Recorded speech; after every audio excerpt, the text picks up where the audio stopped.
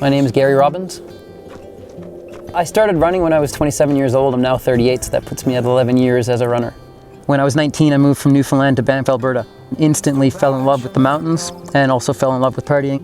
I was very good at drinking night in and night out. I was 30 pounds, 12, 13 kilos heavier than I am now, and running was the most far-fetched thing in the world for me.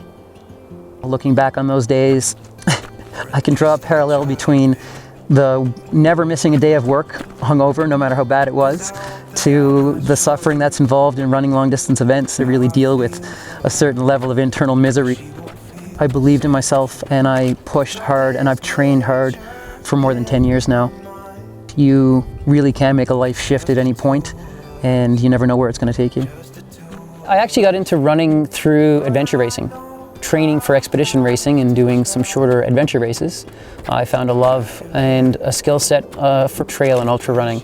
It was who I wanted to be. It made sense on all levels, emotionally and physically, for me to be outside and be propelling myself through the mountains via my feet alone. The Neenacker was the first 50K that I raced in 2005. 30 miles on the North Shore, point to point, burly, super technical, and 3 mountains with over 8,500 feet of climbing and descent. I finished 6th and I was ecstatic with that. And from that moment I knew that I could win the Neenacker one day if I focused on it.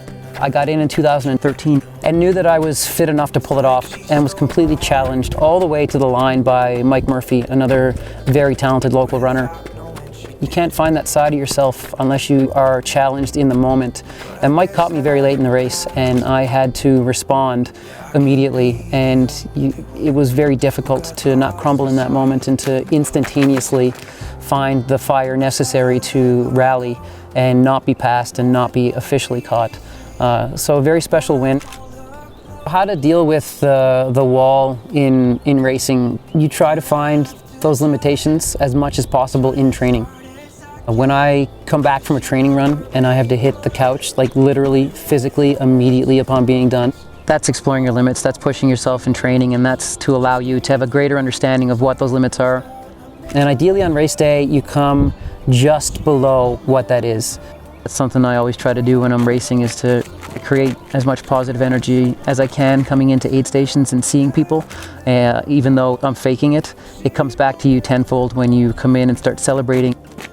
But one piece of advice for someone getting into ultra running for the first time: don't talk yourself out of things, talk yourself into things. We almost as human beings tend to default to why I can't do that, and you start making reasons and excuses. You need to just rip those away and just go for it. Don't do it alone. Reach out to your local community, get to know some people, and when you get some running partners, it really starts to become a lot of fun out there.